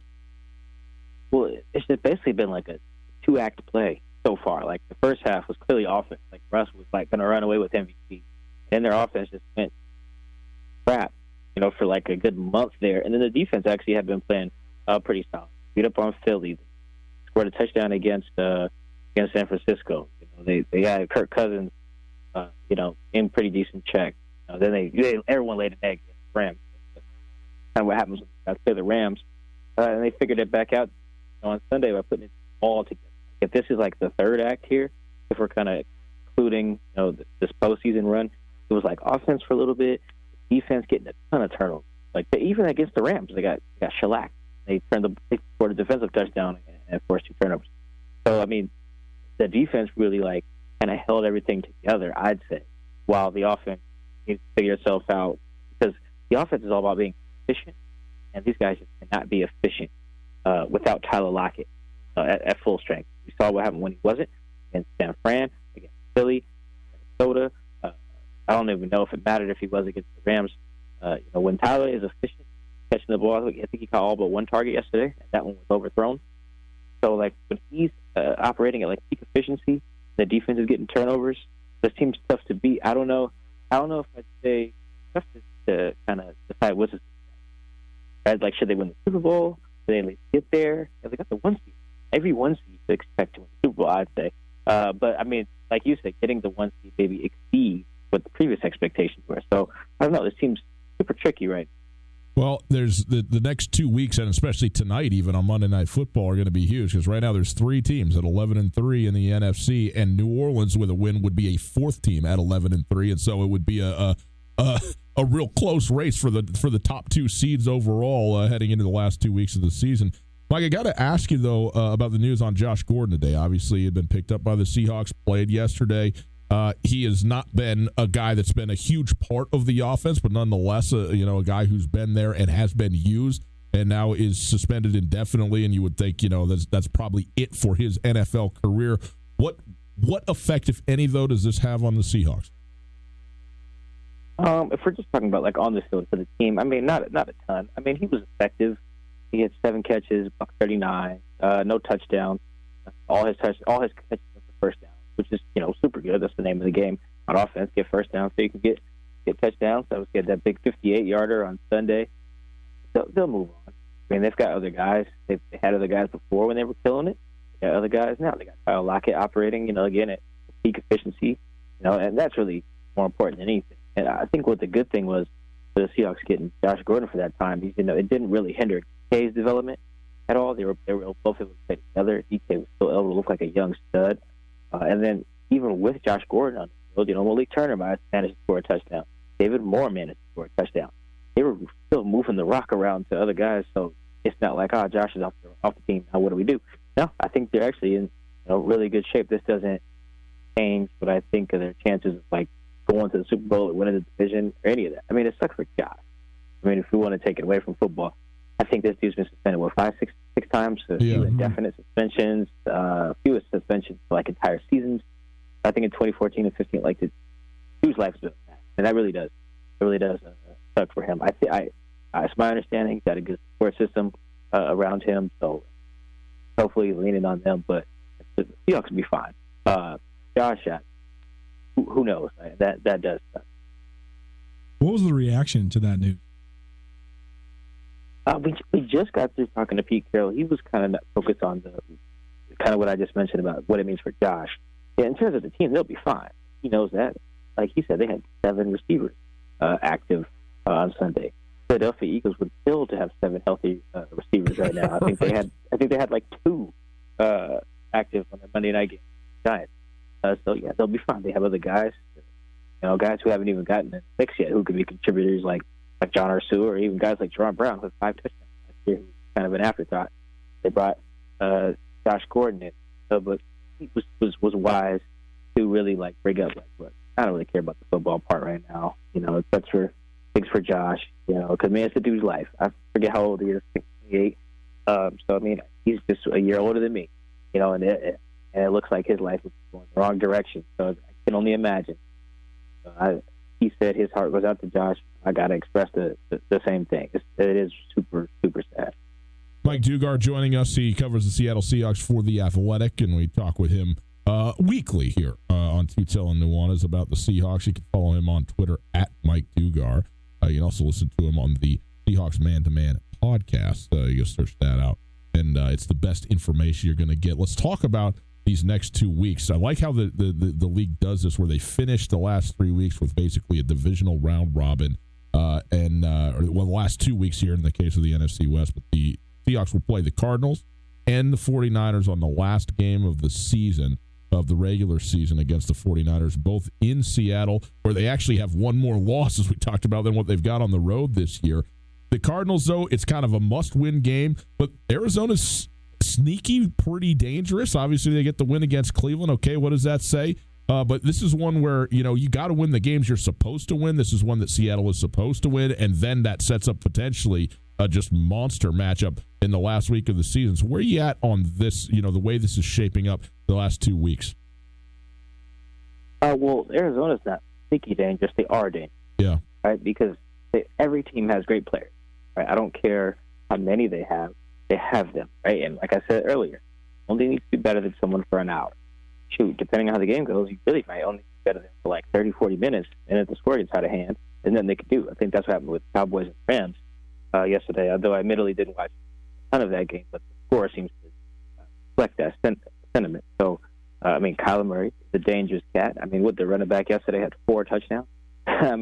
Anybody who can score 4 touchdowns in a game, I don't care what position you play, you're a dangerous cat, So they have dangerous players. They have good players. Any team with good players can come in here and beat you. So the Seahawks know that. I believe they've learned that. If they haven't, they are in trouble. They really. I don't want to call this a trap game, because the Seahawks definitely have stuff to play for. Beyond the Niners game, this game Sunday against the Cardinals matters a whole lot, because now they can get the 1 seed. I believe if they get in a 3-way tie with Green Bay and New Orleans at 13-3, Seattle is. So that's as much to play for. If anything in this whole league is getting that 1 seed, not having to travel anymore. So I think they need to be careful with Arizona. It's not going to be easy. It will not be. So, I still think the Seahawks win. They should, because they're better. But I wouldn't expect to walk in the park also. These guys they're addicted to the one-possession games. My goodness. So, yeah. It's going to be close on Sunday. Last question for you, Mike, and then we'll get out of here, but fast forward to the last week of the season, playing for potentially a division title and potentially then a 1 seed thereby. It was such an unbelievable game the first time around in San Francisco, really one of the games of the year in the entire league, overtime, taking it down to the very last play. What do you think? What does it look like when San Francisco comes into Seattle in Week 17? I think it'll have some like NFC title game type of vibe. Yeah. I mean, it won't be a playoff game, but it'll be a playoff. Because I mean, if both teams win on this Sunday, which I think they will. I was doing some tiebreaker like numbers yesterday, trying to figure out what happened if the Niners lost and some other stuff. The Niners lost to the Rams, and I thought to myself, the Niners are about to kick the crap out of the Rams. So let me just save this time and go make a sandwich or something. No, seriously. I mean, the tiebreaker stuff is fun. The Niners are going to be great. I don't even think it'll be close. The Rams aren't. No, I don't think so. I think the Niners are really, really. With that said, yeah, I think the Week 17 matchup will be primetime.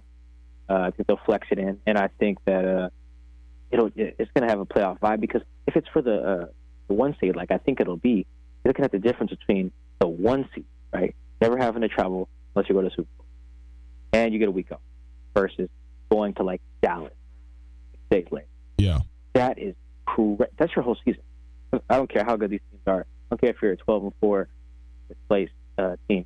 You're not going to win 3 road games to go to Super Bowl. You're not. You're just not. So you're basically playing for your season, a Week 17 if all things take out. And that's why I think it'll be a playoff vibe because it is you're fighting for your entire season on that night. And I can't wait. Well, Mike, we appreciate you as always being here. Again, Mike Dugar writes for The Athletic, covers the Seattle Seahawks. At Mike Dugar, you can hear every Seahawks game all season long right here on 102.9 ESPN Radio. Mike, thanks so much for the time, man. We really appreciate it.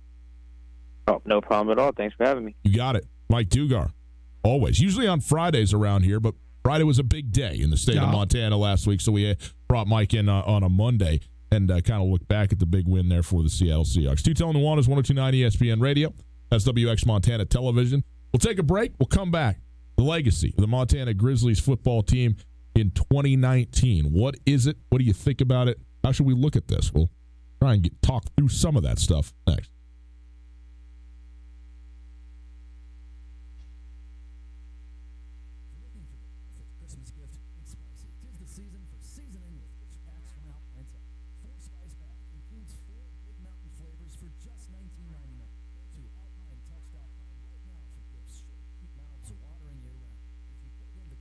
ESPN at checkout, you get a free bag of Alpine Touch sunflower seeds. From gift packs to gift cards to the Grand Slam package, Alpine Touch makes the perfect gift for anyone on your list. Go to AlpineTouch.com right now to order. Alpine Touch, Montana's special spot.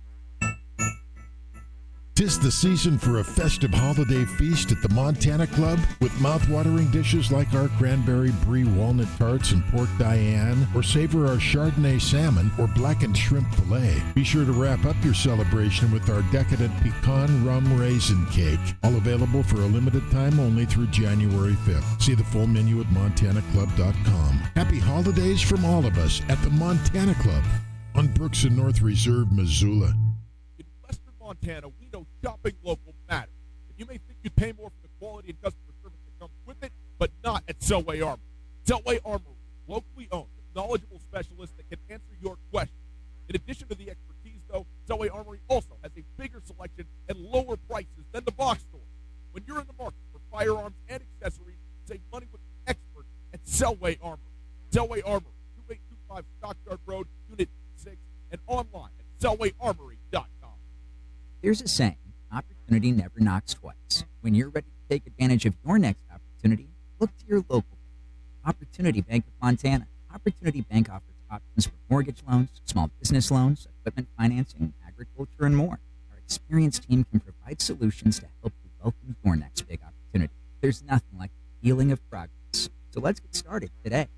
Come see us at your local Opportunity Bank. And rebates go as high as $3,500. Live life wide open in a high-performance RZR. Tackle everything from mountains to mudholes, the legendary Sportsman ATV. Get more done with a hard-working Ranger, or elevate your adventure in a versatile Polaris General. Now is the time to get the season's best deals on America's best-selling off-road lineup, with financing as low as 3.99%, APR for 36 months, and rebates up to $3,500 during the Polaris Great American Thank You. At Church Polaris, 2904 West Broadway in Missoula, and Highway 83 in Sealy. All the best machine, gear, apparel, and accessories to enjoy winter this year are at Kurt. Go check out their 2020 snowmobile inventory right now and all the clothing, helmets, gloves, hats, and jackets. Safe, warm, and looking great at Kurt's Polaris and KurtzPolaris.com. Rebates valid in U.S. through 12/31/19 on new 2016 through 2020 vehicles. Subject to credit approval. Offers vary by model. See dealer for details. Always wear a helmet. Never drink and drive.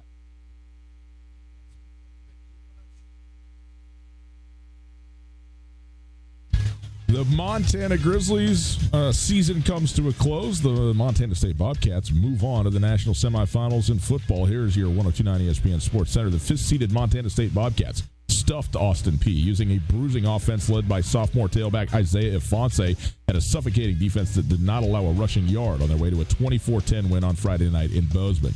Ifanse scored a 60-yard touchdown on the third play of the game, ripped off a 38-yard gain to set up Kevin Cassis's touchdown catch, and finished with an MSU playoff record 196 rush yards. The Bobcat defense rolled up 4 sacks and allowed 0 rushing yards. Senior Derek Marks had 3 tackles for loss, including a sack strip that sealed Montana State's first berth in the semis of the FCS playoffs since 1985. MSU will play number 1 North Dakota State in Fargo on Saturday afternoon. Montana's season ended in Ogden, Utah Friday night. Third-seeded Weber State managed just 113 yards of total offense and 8 first downs, but still emerged with a 17-10 win on a snowy, then rainy night at Stewart Stadium. Montana senior quarterback Dalton Sneed threw 5 interceptions. Weber State's defense rolled up 6 sacks, including 4 by senior Adam Rodriguez, and the Wildcats blocked a punt in the Montana end zone. UM season ends at 10-4. Weber State into the semifinals for the first time in program history.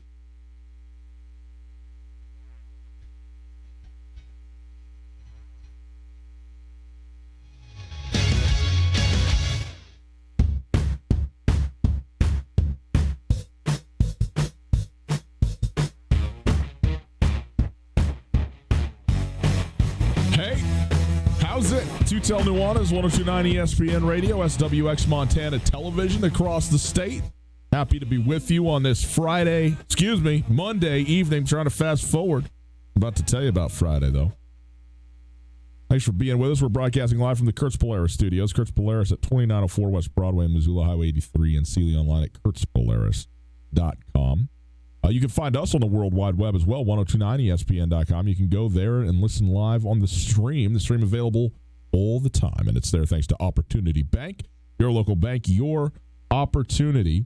Before we get into some of this Montana stuff, I want to let you know Friday, going to be fun. Coulter and I will be doing this show live from the Southgate Mall. Believe me, people, I know it's December the 20th on Friday. You don't have one present bought yet. Not one. Do you? Absolutely not. So believe me, I'm using this as a catapult into my shopping foray for Christmas. And so I am. We're going to be there doing the show live 4 to 6. We're going to stay an extra hour after the show to hang out with you. We got a bunch of stuff that we're giving away from various stores in the mall to listeners. So come on by the mall. We know that you got to get your Christmas shopping done, for crying out loud. So Friday evening is a great night to do it. 4 to 6 will be on the air live. We're going to be right there at the clock, kind of in the middle of the intersection there, near the Cafe Dolce. Okay. Yeah. Anyway, so we'll be there next to the clock and all that stuff. So come on by on Friday and hang out with us. We'll have a little bit of fun. Coulter, the Montana Grizzlies football season comes to a close. They finished the season 10-4. They go to the national quarterfinals, and it's so interesting how in a season like this, a lot of times seasons can be disappointments. Seasons can be huge overachievements and just all around successes, and some seasons just sort of hit the mark of expectations or whatever. I don't know that I can think of another season where I think it's easy to and relatively understandable to take a couple of very different views of this year for the Montana Grizzly football team and have them both be legitimate. I mean, I don't think you have to say, oh, it was a great year, oh, it was a down year, there should have been better, whatever. I think there's multiple things here.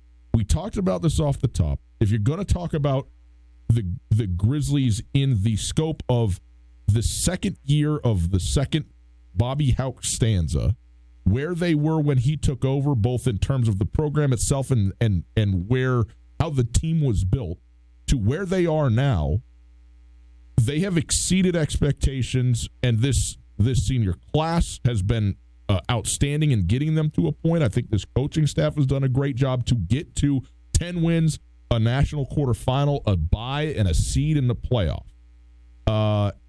And that stands alone to me as true. Like this team has come a long, long ways from where it was 2 years ago. And I think Bobby Hauck has and the staff have, need to be commended for that, and the players as well, because again, it's a very different feel and type of program that is being run when you go from Bob Stitt to Bobby Hauck. Also, as this team started playing, they looked and were at times so utterly dominant. And then to lose to Montana State the way that they lost to Montana State, and then to lose on Friday the way they lost to Weber in a game that was a winnable football game. It was out there for them to be into a national semifinal, and it doesn't get done. There is a level, I think a significant level of disappointment about what could have or maybe even should have been this season. Now, the Montana State game, no. Like they were not winning that football game. But you want to know what's interesting? Had they won that football game, Montana would have been the 3 seed, and they would have probably played Weber in Missoula. Like this game, Friday, would have been at Washington Grizzly Stadium. And you know what? Just me. I don't think there's 5 interceptions thrown at Washington Grizzly Stadium on a Friday night in a quarterfinal game. I don't think, maybe I'm wrong. I don't think there's probably a block punt for a touchdown. And even if there is, I just think this game goes completely differently. And so in a very, I think, direct way, Montana State contributed through their win in the rivalry game to the ousting of Montana ultimately 3 weeks later in the quarterfinal. So I think those are both, all of that gets mixed in together when I think about this team this season, where the Montana Grizzly football program is at. Montana was revered, respected, and also loathed and hated. I don't think that's actually that much different now, but I think that there was a certain level of arrogance, fair or not, was attached to the Montana football program, and I think it's something that was dissipated, and I don't mean that in a good way. I think that's one of the number one things you can point to. The effort that they play with, the edge that they play with. The evil empire is back. Bobby Hauck is Darth Vader. That's what he wants to be. He wants to be the common enemy for literally every person that's in the Big Sky Conference, his own team included. Mm-hmm. It's a brilliant mental tactic if you can navigate it full force consistently without ever breaking. And I mean, in my 9 years of covering him, I've never seen him break yet. So I guess I should say 7 full seasons of covering Coach Hauck. Yeah. I mean, he knows what he's doing, and he's got the attitude and the edge back, and that's noticeable. But I think that what you said is exactly spot on. This season, watching the FCS, covering the FCS, watching the Big Sky, covering the Big Sky, there's only been there's been 2 moments where I thought anybody other than North Dakota State or James Massey could win the national championship, and that was both when Montana was playing at. And that's no offense to the Cats, and the Cats are obviously at this exact moment. How can you say they're not a notch up from the Grizz? Well, I want to talk about that very. I mean, they're in the semifinals. Well. They've won 4 straight Cat Grizz games. They have a much more solid foundation to their program. I think they have a very real look on Saturday. I do too. They have like a 12% chance of beating North Dakota State, which I think you're low. I think that's the highest percentage chance I've given anybody to beat NDSU in 8 years. That's fair. I don't think you can beat North Dakota State playing their own game. I thought Montana would have had a better chance against NDSU just because you can play an opposite style. Montana, when they're rolling, can literally beat anybody because the system is momentum based. And that's what I want to know how you go forward from here. We got a glimpse of Cam Hunt. He's very good. He threw for 300-plus yards against Portland State. I thought he looked excellent against Portland State. Yep. Looked good against Eastern Washington. Solid, operating the game plan. Looked terrible against Idaho. Got benched. Dalton Sneed comes in. Here nor there, though. The entire style that Montana plays on both sides of the ball is because of Dalton Sneed. He's the point guard. He can push the tempo. He can make the whole thing go. He's not scared to take 40 shots in a game. He can make all the throws. He can make throws that very few big sky quarterbacks I've ever covered can make. And that gives you a huge advantage, but also you have to play a certain style. So I just want to know, you spent 2 years cultivating this style around this kid, but also around some of the other exceptional skilled players. Where do you go from here, though? What do you do moving forward? Because you can get away with so many of the risks that they take on both sides of the ball when you have Dalton Snead and Dante Olson. Those guys are mistake erasers. They can do so many things that most players at this level can't do.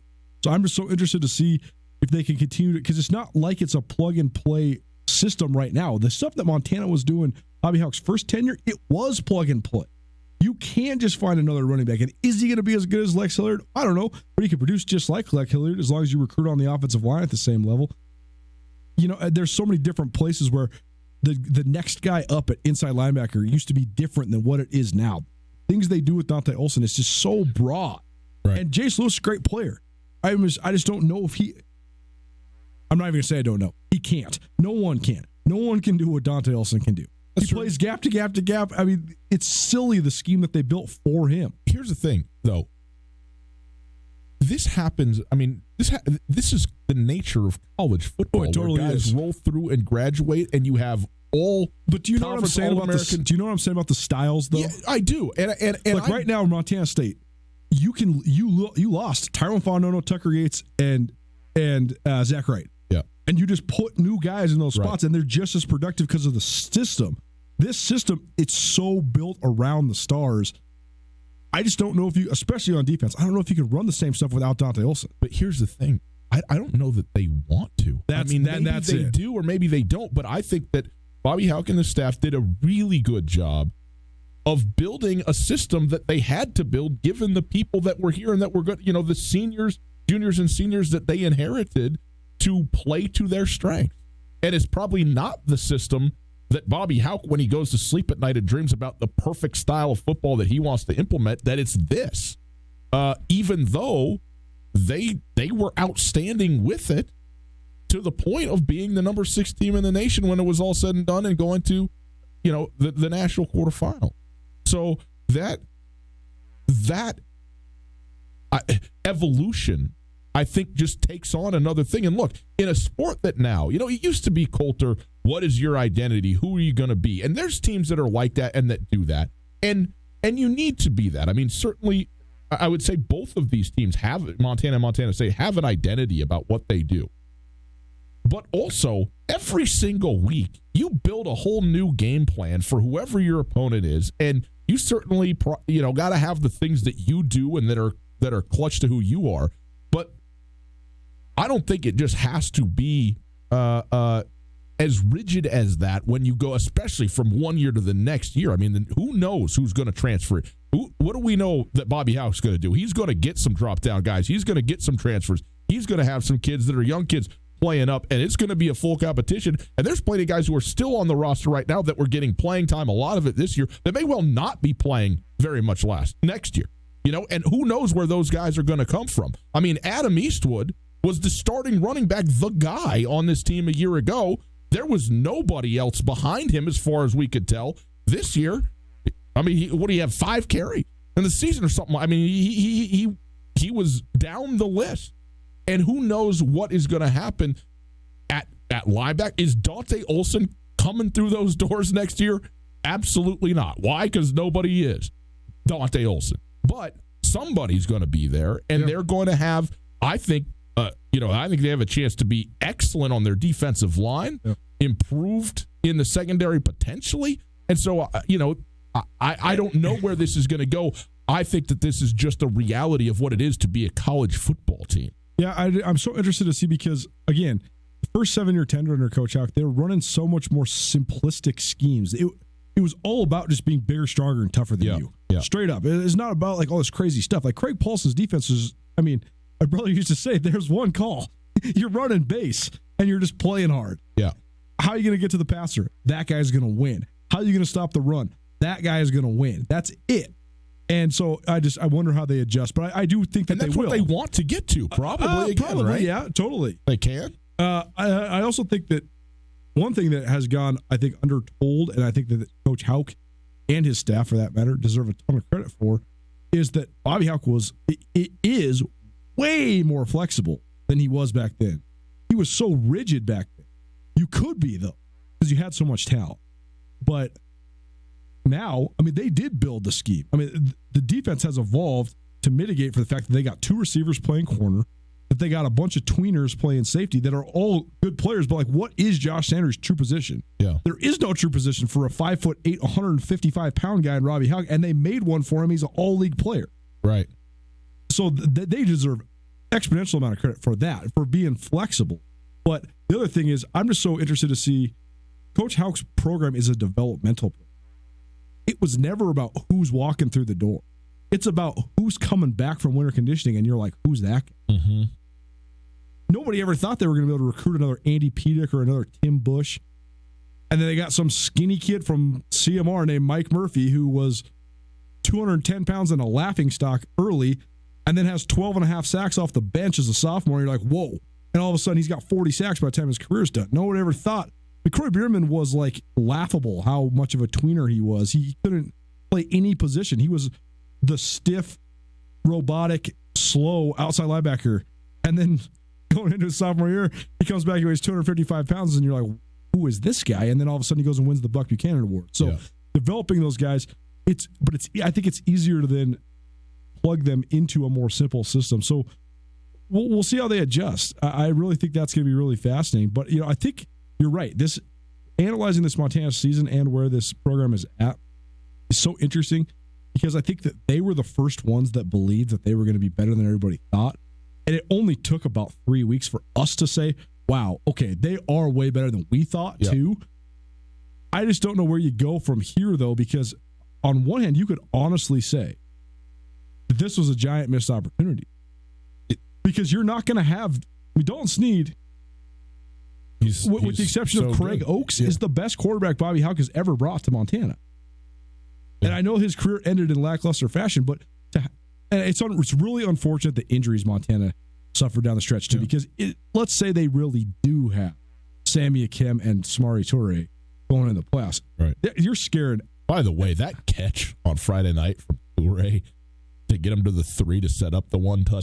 So good. Oh my goodness, what a grab that was. Tootell Nuanez, 102.9 ESPN Radio. The other thing I think that this Montana team has to, and I know Coach Houck will, but the narrative of the lines improving, in my personal opinion, was overblown. Because I thought that certainly the lines were better than they were Bobby Houck year 1. When they played anybody with good defensive or offensive lines, they got completely and utterly exploited. And they got overrun. Friday, they got overrun November 23rd. Engaging it against an Eastern team that lost 28 seniors, or an Idaho team that just pretty much flat quit, or an Idaho State team that now, in retrospect, was just terrible. Not good, yeah. And a UC Davis team that didn't seem to have much initiative for the second half of the season, really. You're Montana. I hope your lines look better than those teams always. Yeah. You have to get to where you're on par and not getting exploited by Weber State and Montana State. Yeah. And the like. And Sacramento State. Absolutely. Sacramento State dominated Montana in the trenches. And I do think they have some pieces to build on. But I think the offensive line still needs another influx, another punch.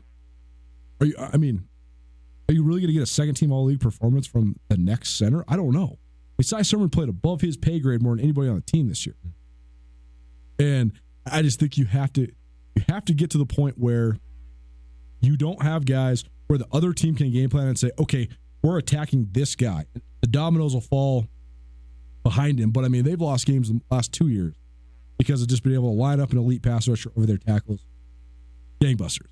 Here's the other part of this culture, though, that I think that is also a significant part of the perspective that we have, or that could be had of one.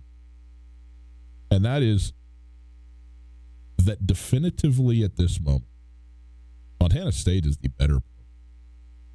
They weren't just the better team in one game, one particular week. And sure, if you play that game, 10 times, both teams are going to win some of those games.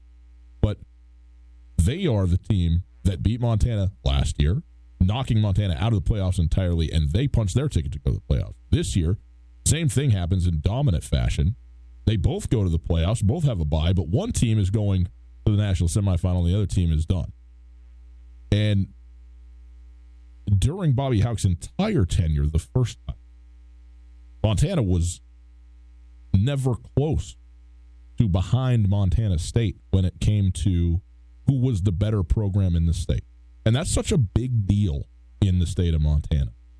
And look, somebody, I guess they could both be equal, roughly, basically equal. And heck, I mean, they're about as close as you could get to being equal in terms of the numbers of being 5 and they had the same identical record at the end of the season. They were 5 and 6 in terms of their seed in the playoffs. But one team went further, and the other, and also won, and is now 4-0 under Jeff Choate in the rivalry game. But Grizz supporters would argue that Montana played a tougher schedule in the regular season. They had a tougher draw in the playoffs, and this is year 2 instead of year 4 under a coach. I see certain validity in all three of those arguments. I see validity in the last argument, but tougher schedule, whatever. Montana got blown out by Montana State. I mean, played off the field by the Cats, and then Montana State is the team that is now in the Final Four. So, in terms of just objectively where they are, Montana State is on top of Montana right now. And I think that is something that also makes that loss so disappointing on Friday, because it was, a game. The game itself is one that could have gone either way. It wasn't a game that, it wasn't just a, quote, tip your cap to the opponent type of deal like Austin Peay had to do with Montana State, where they just got beat down by the better team. That did not happen on Friday, And so to have had the opportunity to be in the national semifinal and not make it there, and then for Montana State to make it there, it just becomes that much more stark, I guess, is all I'm saying. That said, what we don't know about who's going to play quarterback next year for Montana, who's going to fill in at linebacker, who's going to be the nose tackle now that Jesse Sims is gone, who's going to be, on down the line, who's going to punt return for you after one of the most dynamic punt returners that the program's ever had, Jerry Louis McGee, finishes his career. All those questions, or ones like them, get asked every single year, and they get answered one way or another every single year, sometimes for better, sometimes for not. But the program in general seems to me to be headed in the right direction from a football standpoint. And I, for one, anticipate Montana, first of all, being very good again next year. And that, well, that's the thing, though. They should be very good every year. Well, right. But I mean, what is very good if you're them? All I'm saying is if you're actually operating under if this is a salary cap sport, but you're the team that's allowed to spend the most money in the salary cap league, 4 losses is too many, period. I don't disagree with you. But again, we are still talking about this in the view of a quote unquote rebuild, right? Or at least a brand new direction. I mean, you're the one who was just sitting here defending the whole thing. No, I mean, it's just so hard to say you ever have to rebuild anything when you inherit a program that has Dante Olson, Samari Toure, and Sammy Kemp. Three of the most talented players in the country. Well, not going to the playoffs 3 years in a row. I mean, again, a rebuild, there's a lot of teams who'd kill to be 7-6 or whatever. 6-5. But that's a rebuild at Montana at that point. It just is. And also, again, it's the style that's. You talk about Jeff Choate coming in, and was he was 5-6 his first year? 4-7. And then 5-6. After the winningest coach, as you said, in Montana State history. Why? Well, partly, significantly, I mean, he said, things were more broken than I even thought when I took the job. They absolutely were. And that's fine. But all I'm saying is, when you are going in an utterly different direction in everything that you're doing, culture, style of football, type of player, all that stuff, like, it takes time, even if you have, quote-unquote, talent. You said who's more talented than Montana State in Jeff Choate's first year in places, in spot. And they were a losing football team. They were a 4-7 club. Montana, they've been better than that the first 2 years. And so if people want to compare Jeff Choate's first 2 years and Bobby Hauck's first 2 years, okay. But I don't know that that's apples to apples. I'm just saying right now, as it stands, one team's left playing. And so that is something that I think plays into the psyche of this. And until Montana, first of all, wins head-to-head again, at whatever time that would be, I mean, presumably in the next 100 years it will happen, and also at some point exceeds the final destination, whatever that is, the final resting point of Montana State in a season in total. It is something that most Montana fans are not familiar with. I guess the thing that it gives me pause is just that in a developmental program, the most developmental positions are on the lines. And look at this offensive line at Montana State, right? Taylor Tuiasosopo and Lewis Kidd are both fourth-year juniors who are 3-year starters. Zach Red and Connor Wood are third-year sophomores who are 2-year starters. They'll be in the exact same position as those guys were. And Mitch Brott started his 50th straight game. All of those guys were thrown to the wolves as redshirt freshmen, and even when they were taking their lumps, you could see the potential. That's the thing that worries me about Montana's offensive line, is they don't have the young, at least as of right now, they did not have the first 2 years the young talent that you could throw to the wolves and hope that they could develop rapidly. Instead, they're just piecemealing it together, moving guys from defense like Cy Sermon. Think about their line even the last year under Bob Stitt when they had Cooper Sprunk, former tight end, Mike Ralston, former D end. I mean, they haven't actually recruited and developed an offensive lineman, save, I guess, Conlon Beaver at this point, you could say, is definitely a guy that has made incremental strides at least. But he was a second-team All-League guy this year, so you can't hate on his performance too much. But they're just not quite the dominant guys. You could just see in Taylor Tuiasosopo that he was going to be a dominant player early. But also, just like you said, Coulter, what happens when you go to a winter conditioning and show up in the spring and all of a sudden it's a revolution? I mean, you talk about Colton Kynes, Dylan Cook, Trevor Wellnell, a bunch. They have a ton of sophomore redshirt freshman players who I don't know who's going to develop out of those guys. Yeah, but it's the mentality. Prove me wrong. I hope any of those guys prove me wrong, but like they're not the dogs that those MSU guys. Lewis Kidd had to learn how to be a dog, and that was his biggest flaw. His first couple years. But like Taylor Tuiasosopo, he had straight snap, punch. You could see it. Mitch Brott, you could see it. I watched these guys practice. Like, they have big frames. I just don't know if they got that inside of them. Think of why is Moses Mallory good? Because he loves it. His 330-pound frame is way down the list as far as why he's good. He's good because he's mean. Yeah. He's good because he's competitive. He's got the snap. I want to see it out of the younger guys, and Dylan Cook showed it a little bit at times, and that's impressive for a guy that's been playing offensive line for 9 months. But all I'm saying is Montana still has a long, long way to go on both the offensive and defensive. Perfect example of what I'm trying to say is Alex Gubner. He is right now good enough to play, and you can see what he could and probably will be. They need to find a bunch of him, a bunch of guys like that who has redshirt freshmen are flashing all the time, and you're like, man, when this guy's a junior and a senior, he's going to be an All-American type guy. They need to get a bunch of those guys on both lines. Also, they need a bunch of guys who don't flash, and you go, why in the world are you here? And then they turn out to win the buck because they've done that too. Tootell Nuanez, 102.9 ESPN Radio. Take a quick break. It's Monday night, people. Big Monday night football game. Colts Saints. Doesn't sound big? Well, it does sound big because it is big. It's going to be a great game. We'll talk about that just a little bit, and also quick look ahead to the national semifinals. Tootell Nuanez. Hey, December is winter prep month at Shine Auto Detailing. The road salts and sands wreak havoc on the paint and finish of your ride. Protect your car or truck from the harsh winter elements by having a premium exterior detail, which includes a ceramic coating final finish. When spring comes around, simply drive your car through the car wash and it'll look like it's been freshly waxed. If you care about your ride, protect it from the winter. This week only at Shine Auto Detailing, you get $50 off when you call to schedule. Or you can just search online, Auto Detailing in Missoula. Pick the one with over 100 5-star reviews. Schedule online at shineautodetailing.net. You know what's at stake after a car accident? Not only will you have to deal with pushy insurance companies, auto repair shops, endless doctor's appointments, and dozens of unforeseen problems, but also your normal day-to-day life. I'm Coulter here with Catherine from the Advocates Injury Attorneys, and she knows how hard this can be. That's right. And with all of that, it can seem tempting to take the quick settlement that the insurance company is offering. But I can tell you from experience that it is not going to be a fair amount. I see it all the time where someone has settled with the insurance company and months later realizes that they still have pain from the accident. And now they're having to pay those bills out of their pocket.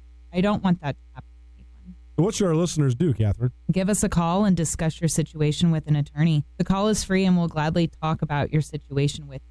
If you have a case that we can help with, you will owe us nothing out of pocket. We actually make the insurance company pay for us to help you. There you have it. Call the Advocates, 406-640-4444, or go online, MontanaAdvocates.com. You deserve the advocates on your side. Hi there. It's Les Schwab Tires. Well, more like Les Schwab alignment, brakes, shocks, wheels, and tires. Now, some tire places don't offer that. They only sell tires. And we're not sure how they sleep with it, because all those services affect things like steering and stopping. That's why we offer more tires to help keep you safe. Stop by or book an appointment at LesSchwab.com. Les Schwab Tires, doing the right thing. On Russell, across from the fairground. Hey, Coulter Nuanez from Tootell, Nuanez. You need a great place for a Christmas gift. I got a spot for you. Aspen Sound in Missoula. They got all the hookups for everything you could possibly need for your vehicles. What are some of the sweet things you got going on down there, Tom? Thanks, Coulter. You know, Apple CarPlay and Android Auto have sure been popular this year for safety and convenience. You can do text messaging, maps, pretty much everything you need, phone calls, music, everything right from the touch of your radio. We also have remote car starters, as you know, and window tint. Lots of goodies at a great price. Come on down and see us. Feel the music at Aspen Sound. Ready, set, go. Have you looked at the calendar? It's time. Get the high interest credit card. Apply for a holiday loan from Farmer State Bank. Holiday loans feature low monthly payments that are easy to budget for. On approval, you'll have the cash you need for a holiday to remember. Whether it's shopping, travel, whatever. Get the details and apply today at Farmer State Bank or Montana Bank since 1907. 2000 lender, member FDIC.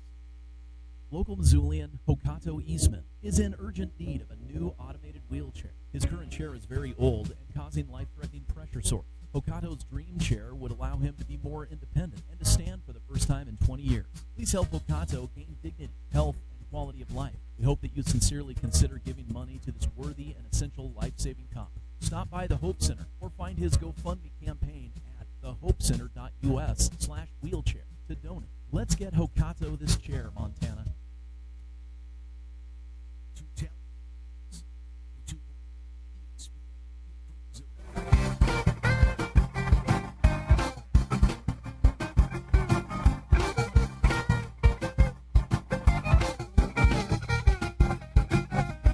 Tootell Nuanez, 1029 ESPN Radio. Montana State is playing North Dakota State in Fargo tonight.